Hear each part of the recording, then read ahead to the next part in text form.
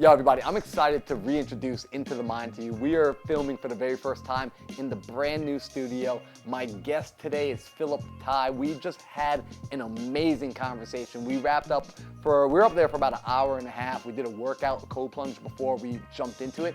And what's cool about Phillip is you're not gonna hear much of this in the actual conversation. His background, which was a former Marine, he was a software engineer. He's done over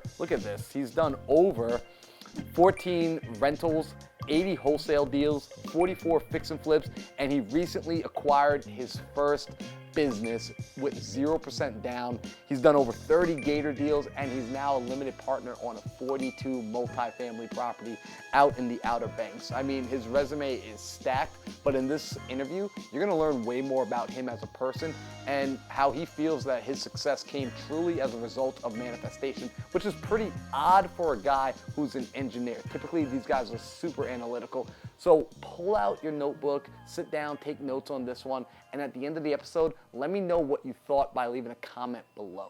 Yo, Phil, what's going on, bro? Thanks for coming out here. Dude, man, thanks for the invite. Of course, this is man. Amazing. Dude, you're the first studio guest in the podcast, brand new podcast studio. Appreciate you coming and doing the workout with me. Appreciate you jumping into ice plunge, and appreciate you just having good vibes. Yeah, man, I love the whole setup that you have here and just the people that you house. You were talking about like how this is like an entrepreneur group home, and that's such a brilliant idea. Like I never thought about that, but like you converted the group home model into like for entrepreneurs, which is amazing. I'm super jealous. Yeah, dude, it's fun like seeing you like in the kitchen when you're like, oh, there's another person. Yeah. Oh, there's another person. Oh, there's another person. I didn't even realize Jill was in the house. So Wow. I love that she popped out like, oh yeah, we got another person. But yo, today I want to dive into your story because just to give the audience a little background, you and I got connected through our buddy Robert. Yep. He came out and he helped me finish doing my run across America. He popped into New York, and as we talking to each other, he's like, dude, I need to connect you with Phillip, based on the fact that I'm now interested in buying businesses, and then also just based on personalities. Robert knows I'm very much who I'm connected to matters more than like what that person does or what they can bring into my world. I like being connected to good people. So I got connected with you. We jumped on a Zoom call, and I mean, through the internet, I could start to feel your vibes. And I was like, crazy. Yeah, I'm like, this is a good dude. Like, we're gonna be friends. I was like, yeah, bro, like, you got to come on the podcast. And then you told me you're gonna be in town, so I was like, it's perfectly lined up. So today I'm excited to jump into your story because you do a lot of amazing things between the real estate investing, fix and flip, wholesale, long-term rentals, short-term rentals, now business acquisitions, and then also on top of that, you're an athlete. You do Brazilian jiu-jitsu. We got a lot to unpack there. So bring me back to the beginning, back to the early stages in your journey into entrepreneurship. What even sparked that? Because you had a career beforehand as, I believe, an engineer, right? Yep, a software engineer. But before that, I'm gonna take you back to where I was back in 2009 when I joined the military. So I joined the Marine Corps, right? And I deployed. I had a good time in the Marine Corps, but I also was selling drugs in the Marine Corps. I was selling mushrooms and Molly in the Marine Corps. And so the funny thing is, but the story is that my tuition was actually telling me not to do my last deal. Get out of here. Yeah, my tuition, my higher wisdom, my higher self, right? My gut feeling was telling me, hey, man, you should probably not do this because I was literally 2 months away from EASing, meaning leaving the Marine Corps, like discharging from the Marine Corps.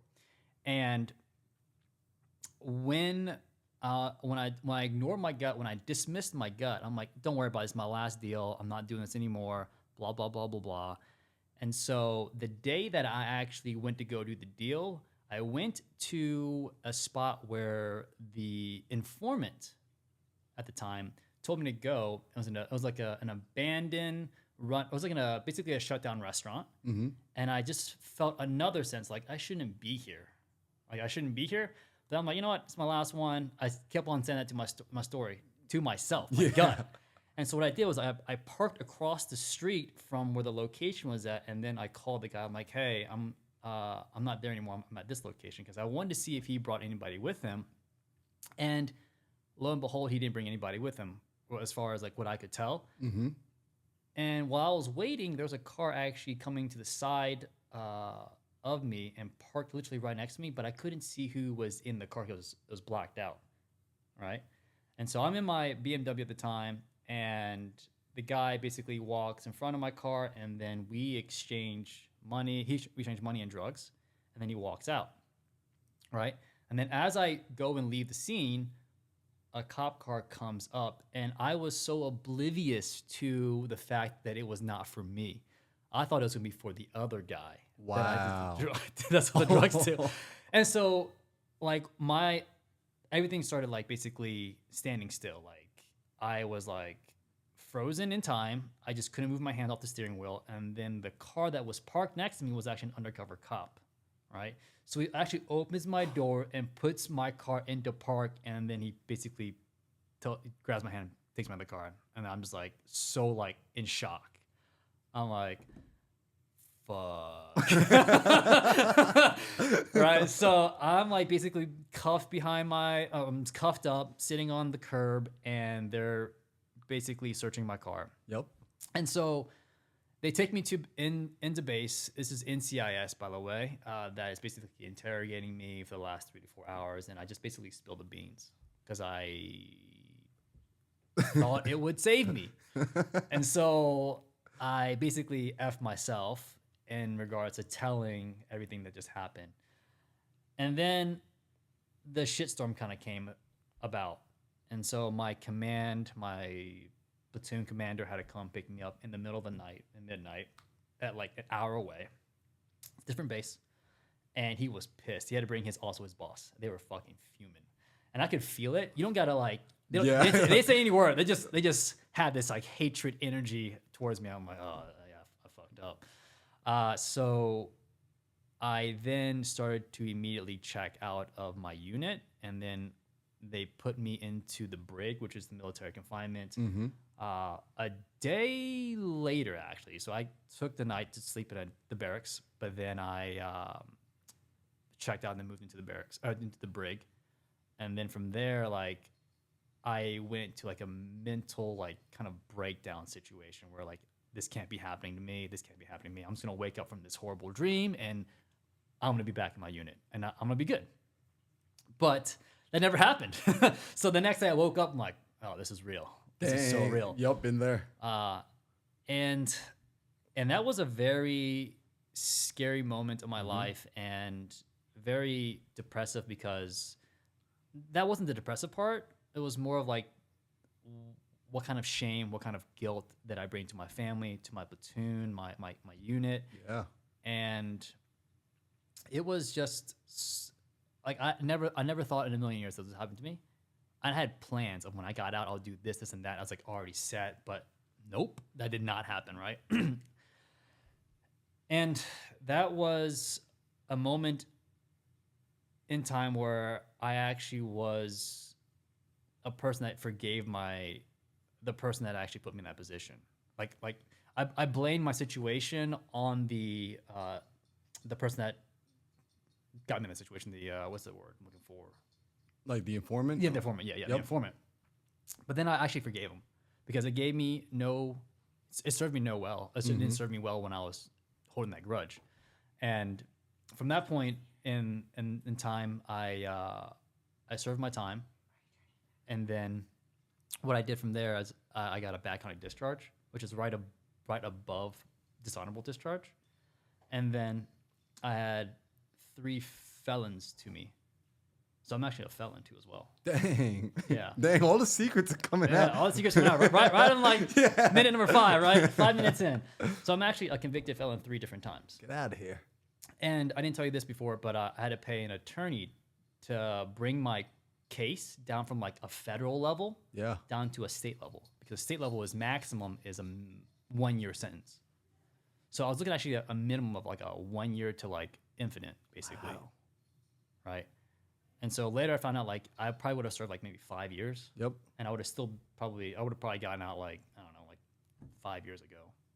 So I would essentially be in jail still, or not still, but a lot longer than I wanted to. So I had to pay an attorney to get me out quicker. So time is money, apparently, right? So After I got out and after I served my time and after I got this convicted felony, 3 felonies, I went back to my mom's place to live in the basement. I was just about to ask, like, how did your family and your parents like feel about this? Yeah, don't talk, don't tell kind of situation, right?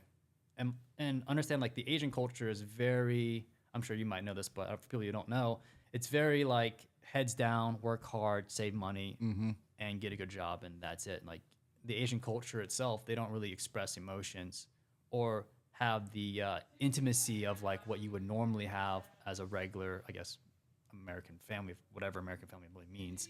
Yep. So I was back to my mom's basement, like I said, back basically from ground zero, from where I started from. And what that means is like when I left the Marine Corps, I was actually a waiter, I was waiting tables, and then I went to the Marine Corps. Now I'm back in the same situation I was before, and that made it really worse. That made, like, even the depression went set in even more. And I read a lot of books in the brig. I actually read like 40 plus books. Get out of here. Yeah, I read a lot of freaking books. I mean, you had nothing but time at that point. Time, exactly.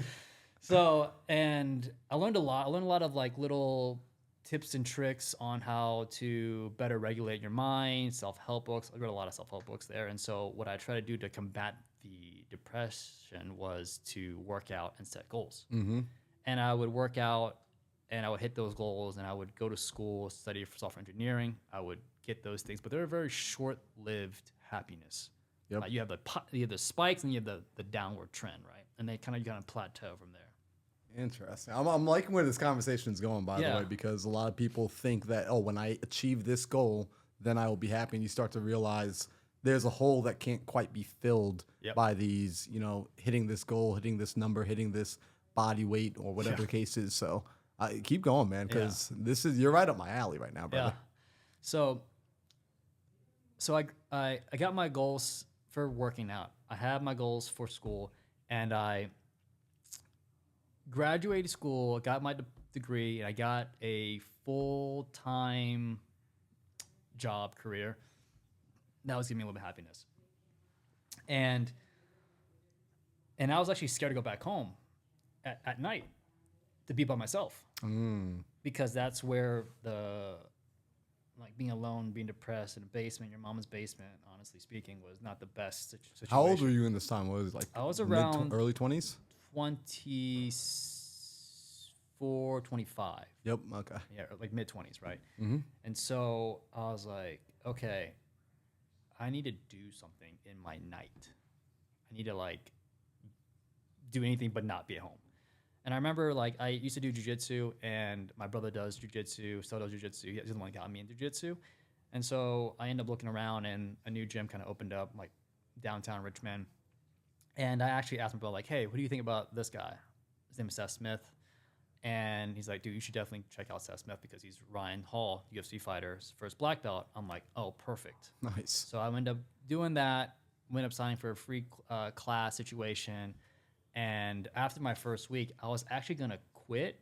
But then the front desk person was saying, hey, do you want to sign up? Do you want to sign up? I was like, yeah, sure, why not?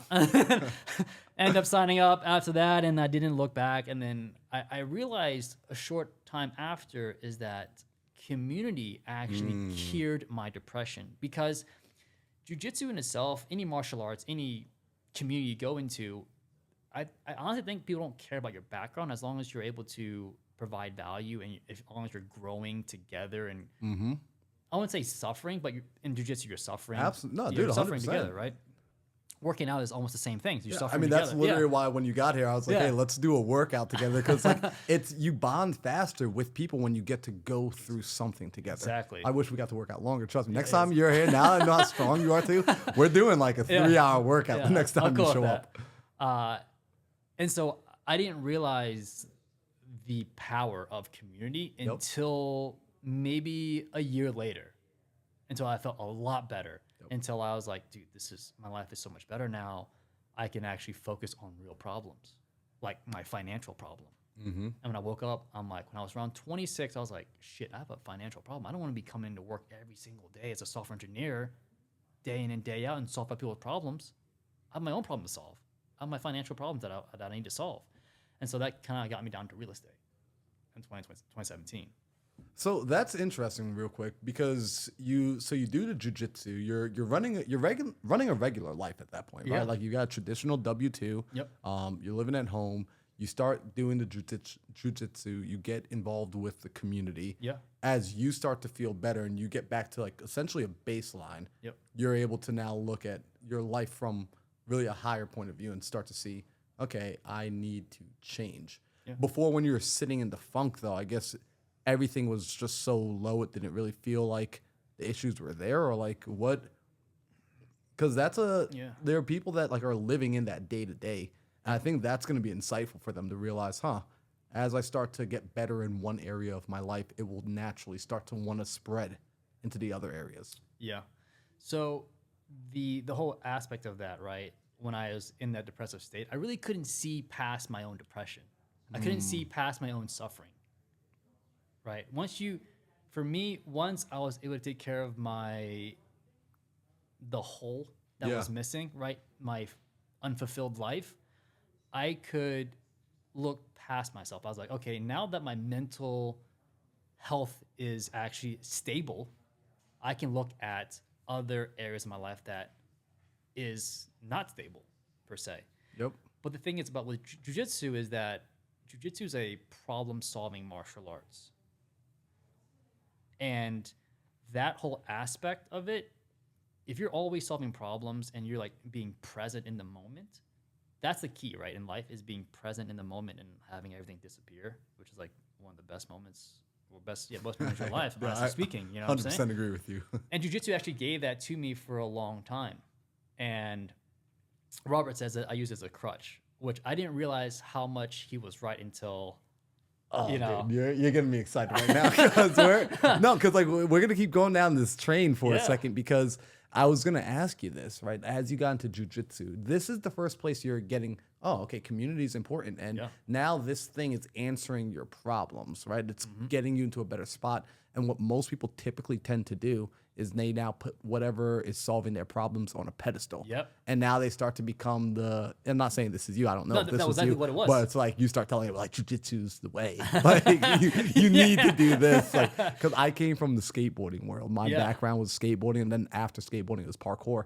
And I got to see in both of those worlds, in both of those communities, each community was convinced that their thing was the absolute best thing. Yeah. You talk to a skater and they're like, this is the best sport in the entire world. It'll solve all your problems. You want happiness? It's found in skateboarding. You want joy? Skateboarding. The parkour world, same thing. Yeah. This is the #1 sport. Your kids are sad? Bring them to do parkour. You want to get into better shape? Do parkour. Like this is literally the #1 sport. And I watched everyone put their community and their sport on a pedestal because of how much value it brought to them. Yep. And I love that Robert calls you out and says like, yo, bro, Dude. This is just another addiction. Yeah, he calls me on a lot of shit. A lot of shit.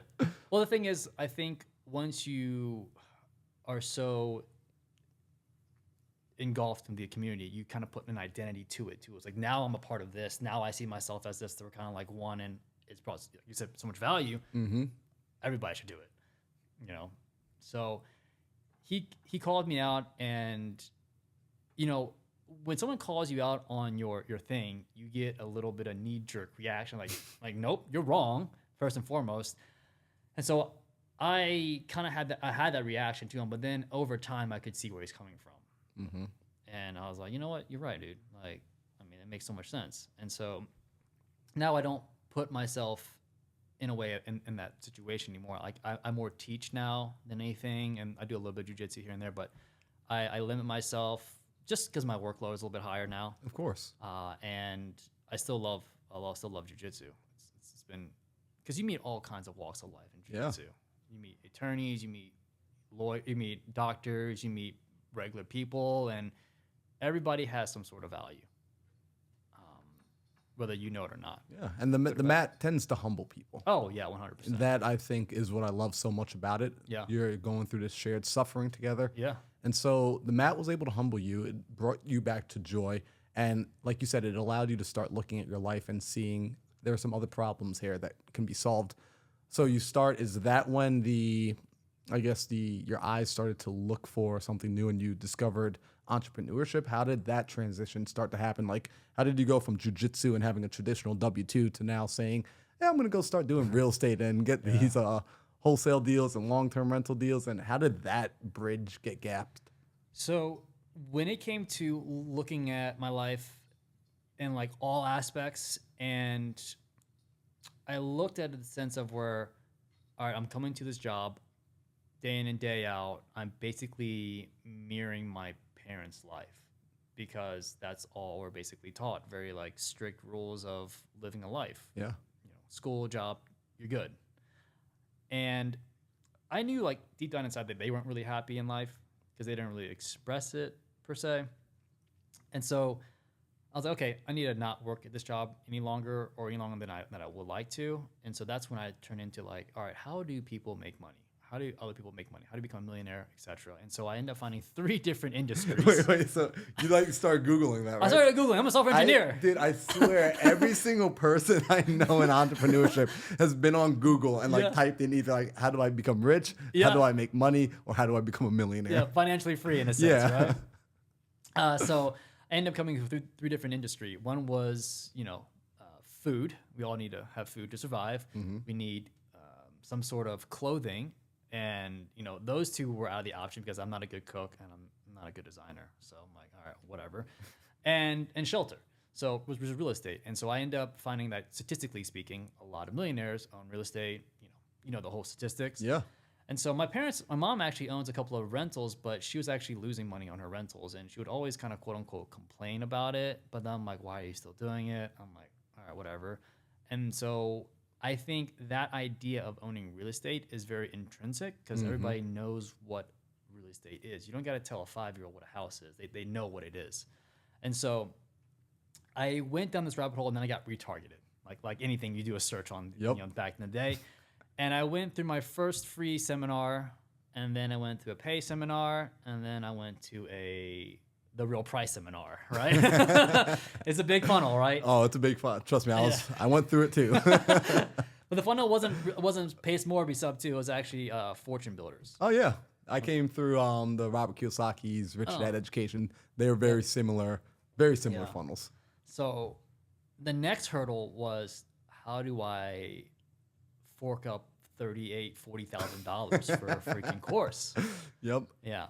And funny enough, I thought about, I took a playbook by Steve Jobs.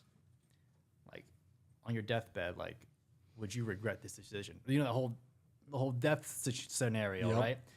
And I thought about it, and I'm like, if I don't do this, and if I'm on deathbed, I would regret this. And so I ended up taking the leap, and I put $8,000 down, and I financed the rest on credit cards. So I pinned myself against the back of like some kind of wall, and I was still living in my mom's basement, by the way. And I basically spent all my money in this one course, more or less, right? I'm like, all right, I gotta do this. Like, this is all on me now. And funny enough, my friend was like, telling me like, you were like bitching out, you were crying, like you want to get your money back, like as soon as you like. Spent it like the first couple of days, like I thought it was like a scam or whatever. Yeah. And then, I was like, all kinds of like freaking out because I spent a buttload of money. And then my friend was like, you're the one that did this. You should man up and do it. I'm like, all right, I'm gonna do it. So I ended up doing it, and it took me 1 whole year getting my first deal. Dude, I freaking love that. By the way, you and I have very, very similar stories. Oh, like, really? Scary similar. Almost like I'll share with you my story another time, but like holy moly, it's like almost identical, even down to the time frame of how long it took to get. It took me 8 months to get my first deal, but like freaking out the whole 8 months along the way, because like I'm financing this stuff on credit cards. Like I'm like going, I went into debt to do this, and like you're in the same place, same boat. So I'm curious to know with that spot of like freaking out, and like you're essentially a year in before you get paid back from this investment you made. Not even. It was actually longer than that. So even longer before like you get the first deal and like you just get the first paycheck really. Yep. Are you still working your W-2 during this time? So you're working a full-time schedule. Yep. And like talk to me about like the transition with like the social group. Like were you still like, because I imagine like I know for me personally when this happened, self-induced isolation. Yeah. I had to go into like a bubble first and disconnect from the old life and the old friend and the old identity. did you go through a similar process, and what did that look like for you? Yeah, I love the question, and I haven't described this at all. But when I first, okay, so I'm gonna give you a context of who I was, and then after who I was. Yeah. So when I wasn't in depressive state, I was always trying to find a way to escape my depression. And what I did was I would also go get high and go play League with my buddies, League of Legends, Yep. basically, right? The whole night, because I didn't want to be with myself. Yeah. Right, which is funny enough. And so when my friends moved away, it got worse because then we're not close together. I just can't go drive down the road and hang out. And after getting my job and all that stuff and W-2 life, things became more stabilized, and so I stopped playing games, and I began to look inwards, and I wanted to set financial goals. The goal that I set when I was 26 is coming to fruition next year, basically. So I created a 9-year pathway for myself. And I was realistic in that pathway because I realized all good things take time. And the goal was by 35, I'll become financially free and I'm able to start a family that I want to pour all my energy and effort to and be able to be the supporter of the family.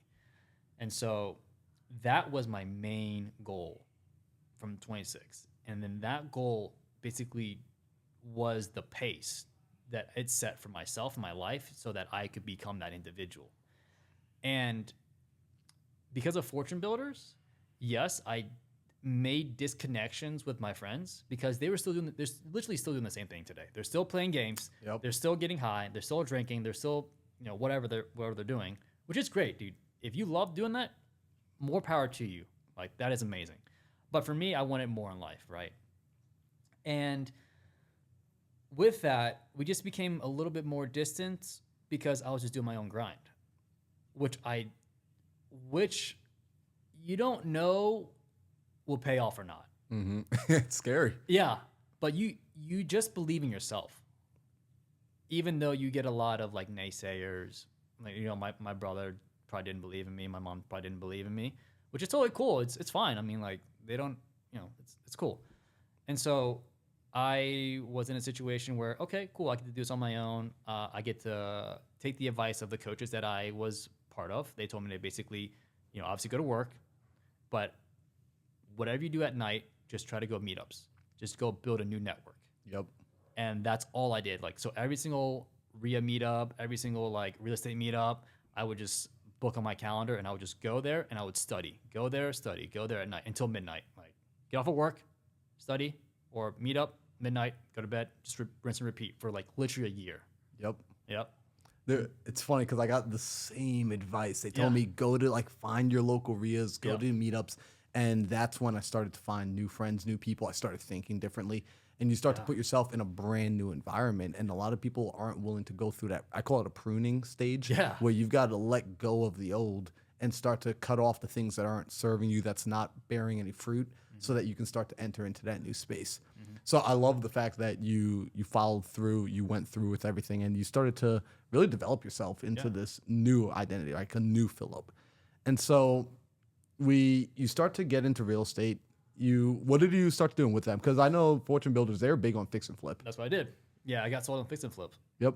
Yeah, I just wanted to, and it was a little bit of vanity too as well in it because I wanted to show like, hey, look at my work, look what I've done, look what I've accomplished kind of situation. And that's like the Asian culture. Asian culture is always comparing and contrasting. Yep. Everybody. I feel like it's every culture, honestly speaking. But I've seen it with like a lot of. I have seen it in the Asian culture and also the Russian culture as well. Like there's a couple of cultures where your success is measured by the amount of things you can show, not necessarily how you feel internally. But it's more about like, hey, do you have a nice watch? Do you have a car? Do you have a house? And the more things you have, is in their minds, the more successful you must be and the happier you must be. Yeah. And so it becomes more of a checklist item than actually checking in with yourself. So definitely get that. I've seen that culture. Very primitive thinking. It doesn't work. It works well on paper, but then when people are absolutely miserable, it's not working. So it sounds like even as you started to get some of these kind of accolades within real estate and success there, it was maybe a little short-lived. In what ways? I don't know. Like it sounds like you were just saying, like as you were doing the fix and flips, that there was a bit of like a vanity metric there that was being used. Yeah, so before I met Robert, I was like not as conscious, not as aware. And like looking back on my fix and flips and like what I wanted to accomplish, like in the beginning, I want to get full guts, which is not how I do business now these days. A complete nightmare. Stay away from the full guts. Complete nightmare. But when I was younger, in mid 20s, I was like, let's do it, because that's what I've been studying for a whole year for, right? Yep. I might as well put this knowledge to the test. And so I did. And like I said, I didn't really get paid back until like 2 years from the time that I bought the course and invested my time. Because my first fix and flip was a full gut fire damage property. Yeah, built in 1900. Yeah, no way. There is no crawl space. I had to dig the crawl space out. Wires got stolen.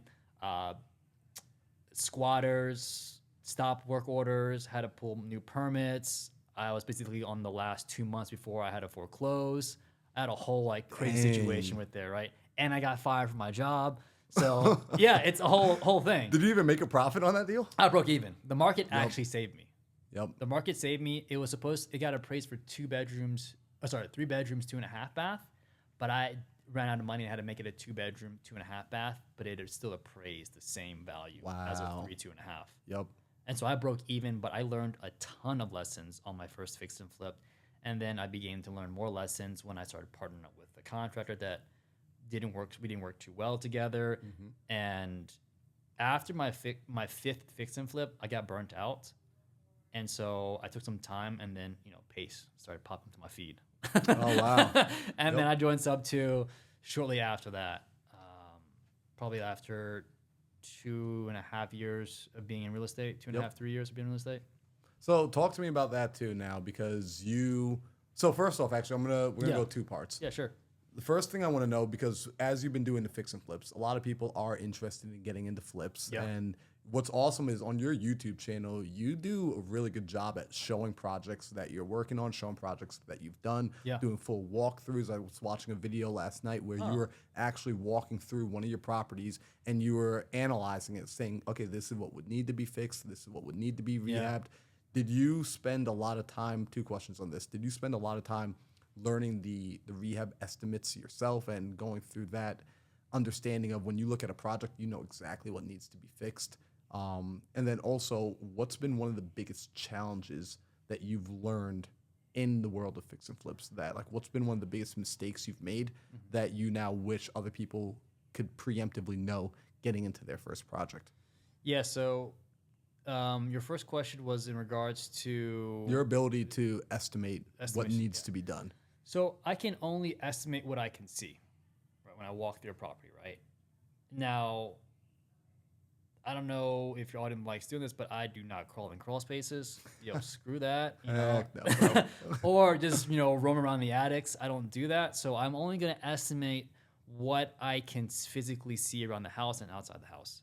Now, I always get a home inspection because you don't know what's in the crawl space. The crawl space is like potentially a deal killer. Yep. Right? And so I always get a home inspection. That helps with 2 folds. It helps you with building your scope of work, what you need to get done, and also helps as a reference for your contractors. Second thing is that you can, if you find something that's all jacked up in the crawl space or in the attic, you can renegotiate with the seller, which is basically a great return on investment.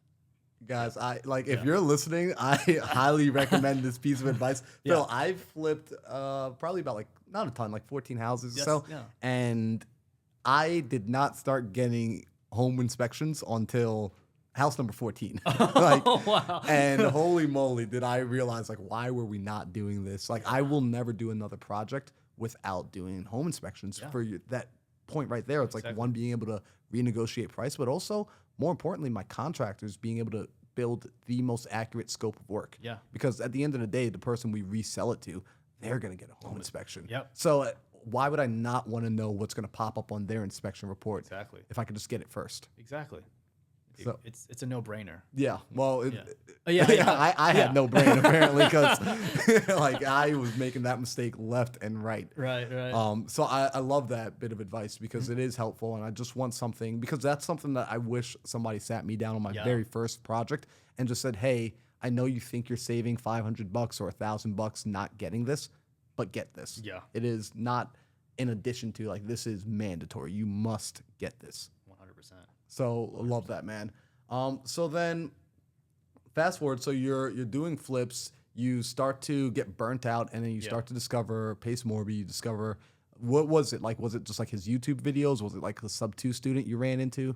Yeah, so what it was I was actually finding a bottleneck in my own personal business where I just couldn't offer a different solution to sellers. Oh, nice. Yep. Because Fortune Builder does a great job on wholesaling, fixing and flipping rentals, but they don't do a good job on the creative side of things when I was in that time period, like sub 2 or seller finance. I didn't really know what that was until I came across Pace Morby's ad or whatever. This is what, probably like 2019, around that time? 2019, 2020, around there. Yep. Yeah.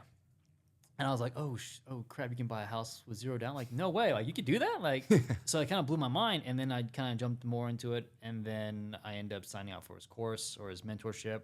And I thought, I'd be like, okay, I got to pay this. You know, at the time, I'm like, oh, it's only like $7,500. I'm like, that's it? Like, I just paid $40,000 for this course. Like, that's like nothing. Dude, I felt the exact same way when I was like, oh my God, just like a third of what I paid. Exactly. It's crazy. But the value you get in sub 2 is way better than the value that I've gotten in any mentorship. Honestly speaking, I paid $40,000 a couple of times already, and this value exceeds that. Yep. So I ended up going through Pace Morby and ended up finding my business partner, Robert Lee, as you already know. Yep. He's a ghost in the community, but you know. Dude, what's funny is like, it's funny because we all apparently joined around the same time. Yeah. I met Robert on Zooms. I didn't meet you on Zooms back then, but Robert and I got connected back when the community was really small, just a few hundred of us. Yep. And you're absolutely right, because one day he just disappeared, and I was like, I didn't see him again until last year in Puerto Rico. And I'm like, dude, where have you been for the last 3 years? Yeah. Just absolutely fell off the face of the earth, but was just building his business, right? Yep. He got what he needed in the community and pulled back out. So you were in the community. Was he essentially like one of the early people you bumped into and you kind of pulled out with him as well? Like, what's been your journey? Yeah. So so coming from a space where I joined sub 2 and I was burnt out, I was just tired of being tired. And I went on a accountability Zoom that we have. And I end up like saying to myself, fuck it, I'll just be vulnerable. Like, what's the worst that could happen? Yeah. Right? And so I became vulnerable in front of like a bunch of strangers. Nobody that I knew. I was like, all right, here we go. And I don't know, Robert ended up reaching out to me and you like my energy or whatever, maybe because, you know, he's all about energy and like feels and all that stuff, which is totally a thing. And I completely understand it. 100%. And we ended up connecting that way. And so since he was in the Richmond area, we ended up like meeting up and then we just, you know, got face to face and then we started doing deals together. When the crazy thing about this was that it all just happened because I was just being vulnerable. And that's like the huge thing, because a lot of men like us, or the way I grew up, like I don't know how to be vulnerable.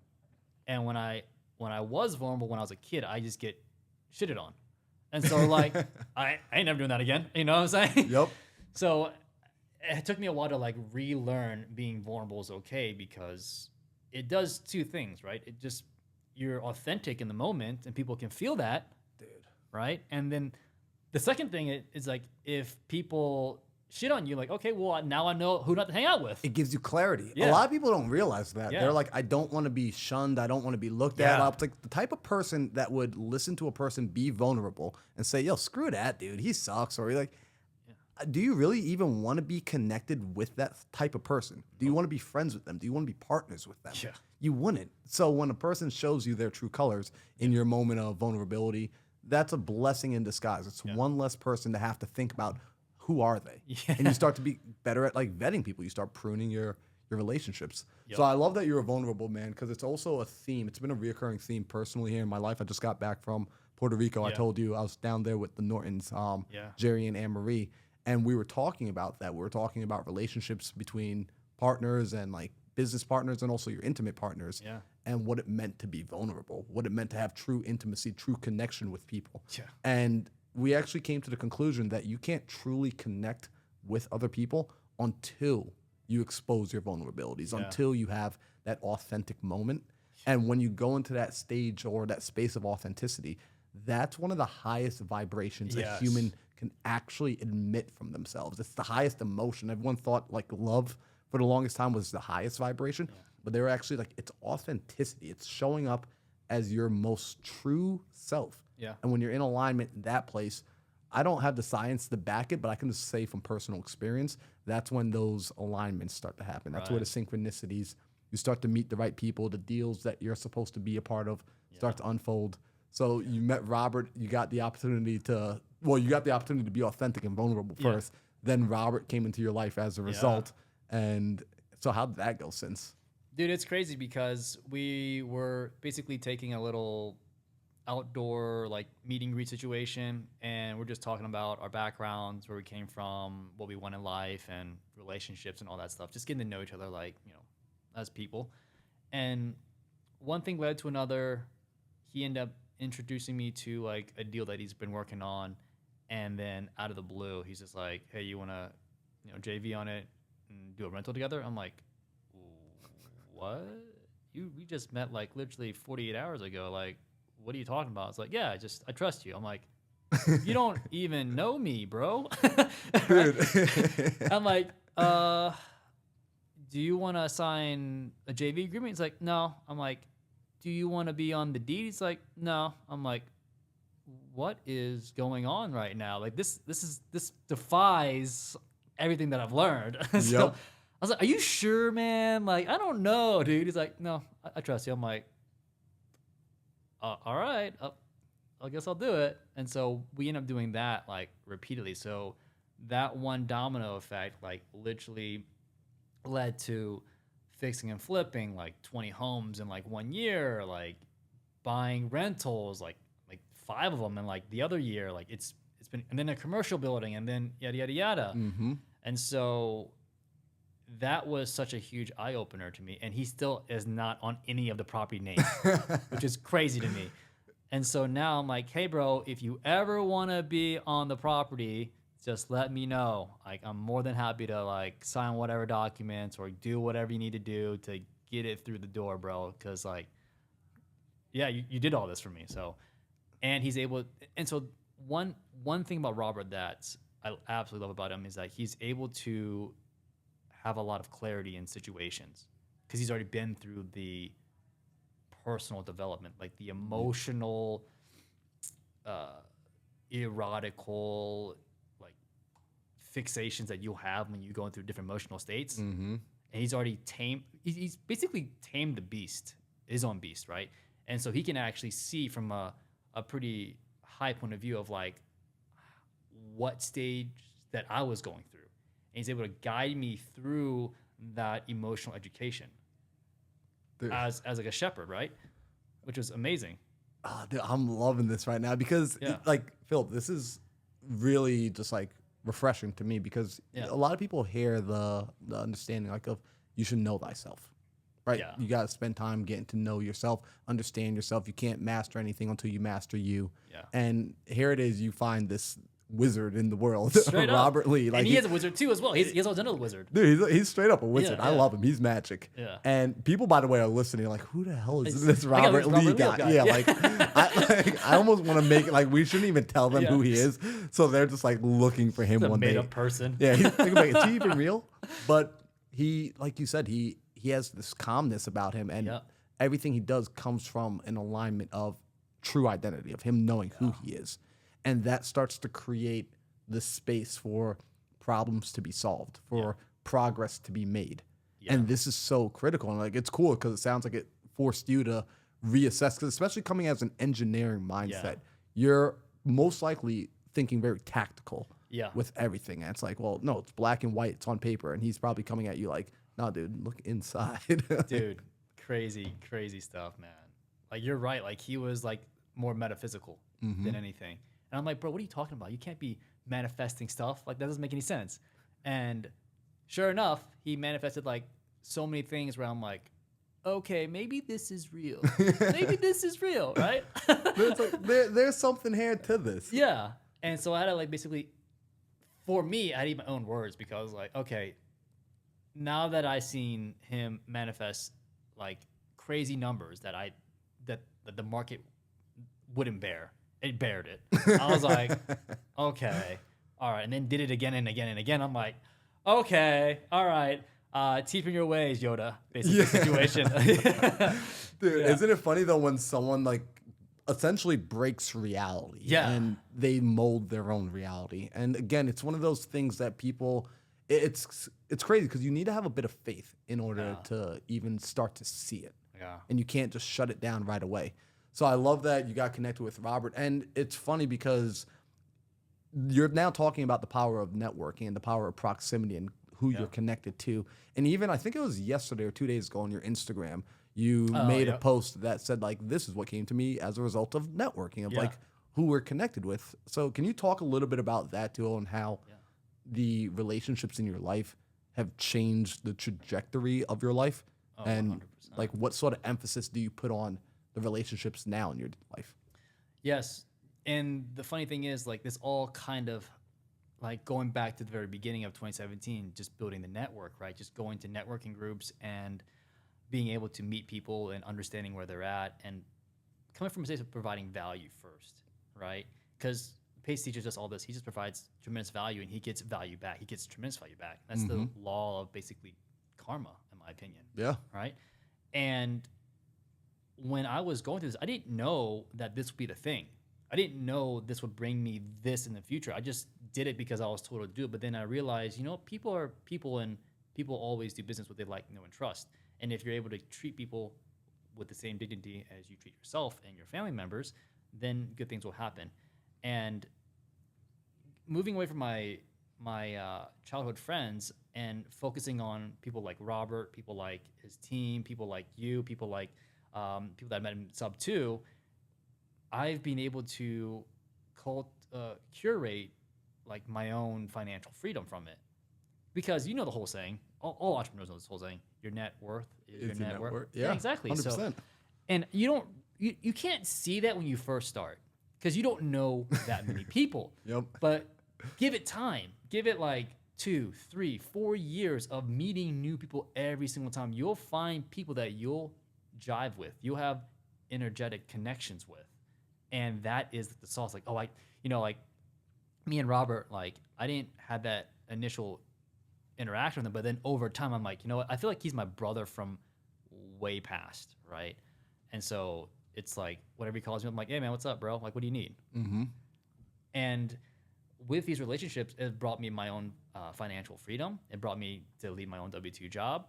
It brought me deals that I showed on my Instagram where, you know, I'm part of a 40-unit syndication as an LP in Buxton, North Carolina, which is like half of it's an Airbnb, half of it's a long-term rental. I only got into that deal is because I met other people, other lenders, basically, that wanted me to be part of the deal. Well, that. Yeah, I'm And like, it sounds like it was purely relationship, right? yeah, like, it was all relationships. Because like people don't get that. Like sometimes they're thinking like so tactical that they don't realize, like you mentioned, people want to work with the people that they know, like, and trust. Yeah. I've been pulled into deals purely based on someone just wants to hang out with me. Yeah. And I'm like, this is not actually happening. Like, I'm like, you're telling me the value I bring is just being your friend? Yeah. I'm like, well, I can do that. Like, That's easy for me. Yeah. It'd be normal. It's just what you said. It's just crazy. It's just so unreal. Mm-hmm. Yeah. Well, so talk to me now about the fact that what I love, by the way, is like sometimes I'm thinking I'm going to go tactical with a person, but like this sort of conversation to me is like even more valuable. Yeah. Because people don't realize, again, like they're thinking, well, just tell me how to do the deal. Just tell me how to buy a business. Just tell me how to fix That's it. exactly how I was too. Yeah. Just tell me. Yeah. And it's like, dude, like I can't. first we got to show you how to be yourself, how to be you, like the personal. Cody likes to say this, Cody Barton, and I forget where he quotes it from. But your income will never far exceed your level of personal development. Yes. I believe it's Jim Rohn that used to say that all the time. It's your income will never exceed your level of personal development. Yep. And it is so effing true. Yeah. And I just want to emphasize it here so people know that when you're spending the time reading the books, when you're listening to the podcast, when you're going out to the networking events, although it's not turning on overnight, it is working. You're building up this threshold. The temperature in the room is slowly rising until you get to the melting point where the ice cube of your life can melt, and inside the ice cube, your treasure is sitting. So I love that. I love that analogy, actually.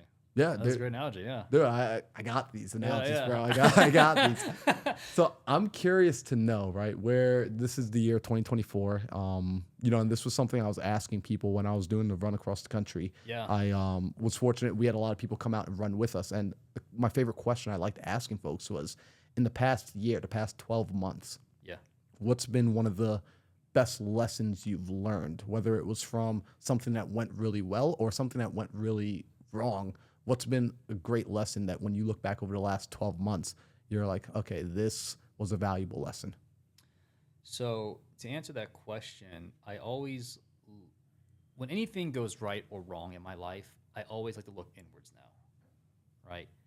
Like, give me an example. I'll give you an example of like when things go wrong, right? Because everybody loves negativity and everybody loves clicking on negativity stuff.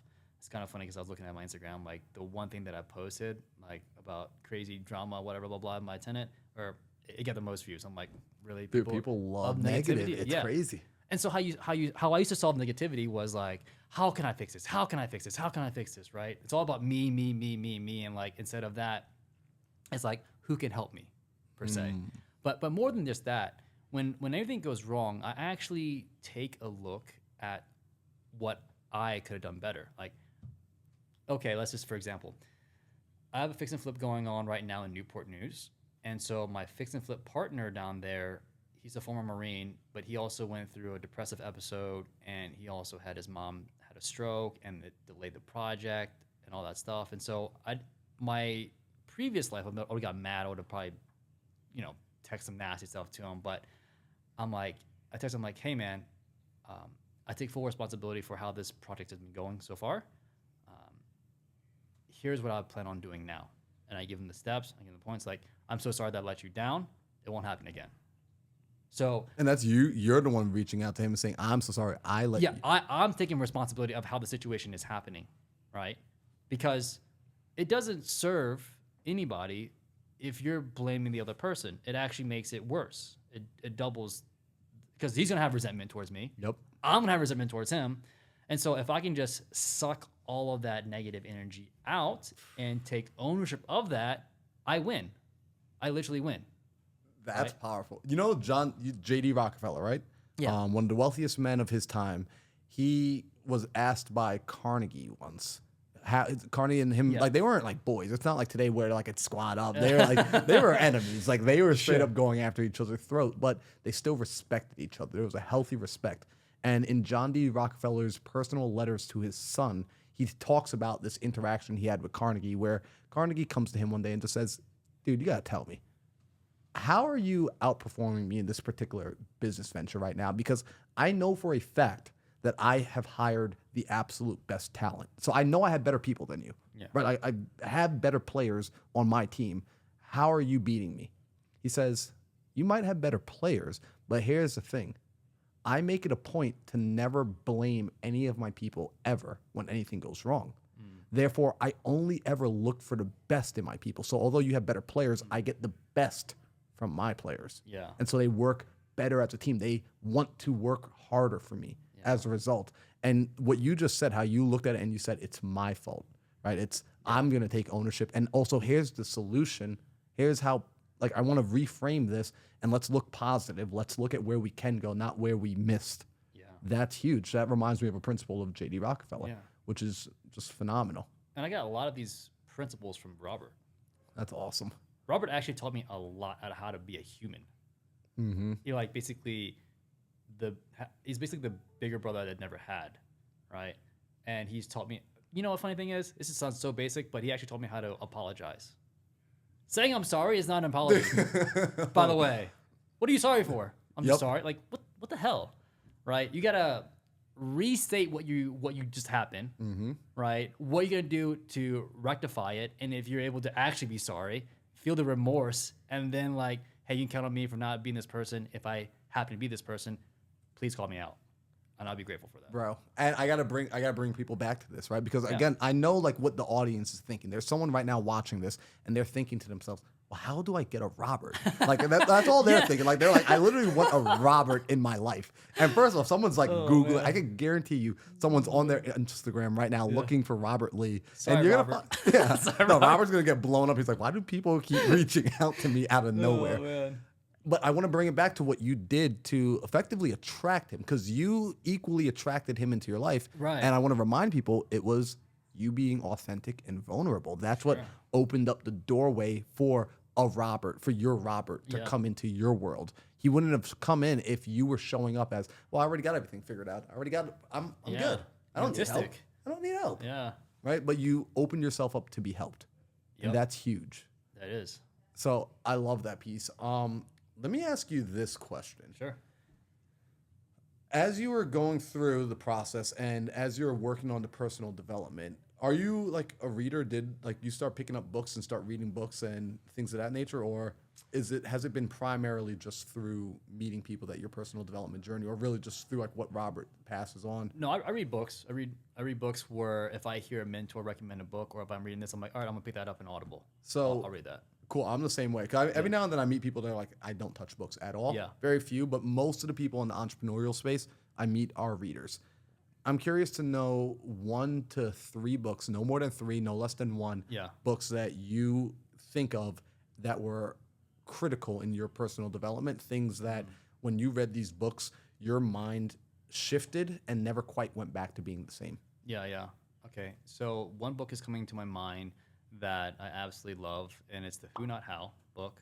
That's such a great book. Phenomenal. To have when you're like, I would say knee deep in negotiation, or not knee deep, like when you're starting out your real estate investment career or whatever investment you're in or entrepreneurship, you should have that book in mind because it'll lay the foundation in the future for you, right? So the second book that I would recommend is The Untethered Soul by Michael Singer. Dude, you know what's crazy right now? I got that book in my bedroom. I've been recommended that book forever.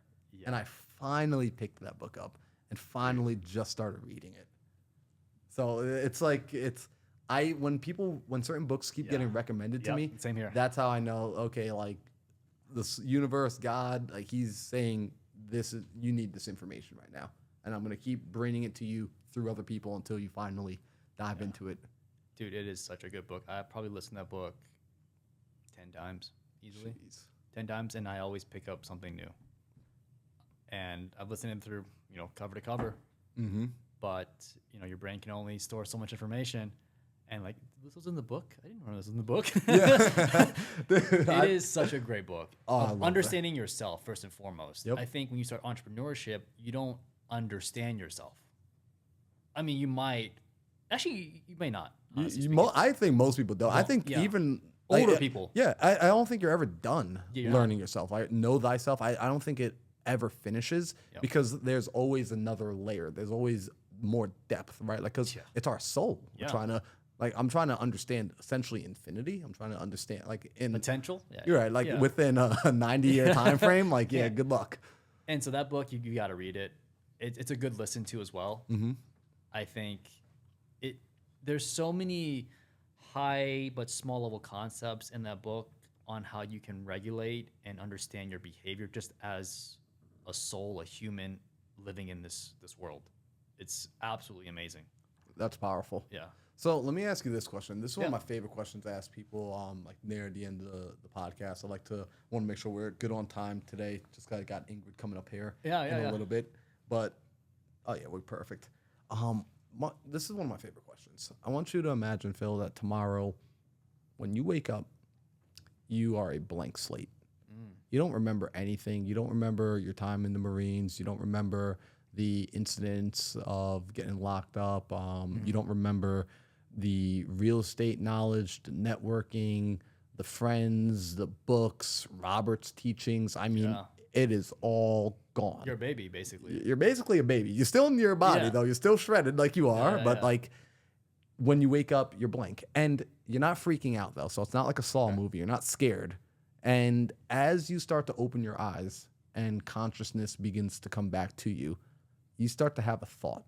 Okay. And the thought that you start to have, you start to believe it with absolute faith and absolute certainty to the point where nobody can convince you that this thought is wrong, what would you ideally prefer for that first thought to be? Oh wow, that's an amazing question. Wow, she does at the pace. That's a good question. Shit. What kind of thought would that be? The thought that's coming in my mind is that I'm a powerful creator and I can create anything in my life. Yeah. That's dope. I like that answer. Yeah. You know, it's Because I think honestly, like as entrepreneurs, you're creating. As humans, you're always creating. People are casting spells on each other all the time. If you're listening to this podcast, we are casting spells on you if you're listening. true. Right? And if you can cast a spell to yourself and that you can create anything in life, then you can manifest it. Man, I absolutely love that. Yo, Phil, for people who have been listening now and they're just like, okay, this dude is dope. Like, because I can guarantee you right now, people see you on social media and they might have one thought in their mind of like, oh, like I could go to this dude and like learn how to fix and flip, or I could go buy a business with him, or I can go and like learn short-term rentals or long-term rentals, because those are all the things that you do and you're known for. But I don't think people understood the depth. I know personally, I had a feeling like there was a connection, but like I didn't actually know what was going to come from this conversation. The people that want to get connected with you, how do they do that? Where's the best place to find you? So you can find me on my Instagram, Phillip H. Thai, or my YouTube channel, Phillip H. Thai, too, as well. So feel free to comment or message me on them. Yeah, and guys, I highly recommend his YouTube channel because it's what's super interesting. You're my kind of people. Like, we could have these conversations. And at the same time, like watching your YouTube videos, he's also very analytical. Like, he's like busted out the spreadsheet and like you start breaking deals down. You show the things that I wish I saw when I was first getting into real estate, when I was first getting into business. You were showing like the in-between, the nitty-gritty details. Yeah. And that's the stuff that typically is behind a paid wall, right? Like there's a paywall to get to. And even when you pay for some of these paywalls, you still don't get the level of detail that you show on your YouTube for free. Yeah. So guys, I highly recommend going and checking out the YouTube channel and connecting with Phil. Dude, thank you so much for coming on here today. Awesome, man. It'd be awesome, bro. Oh, appreciate you, bro. Man.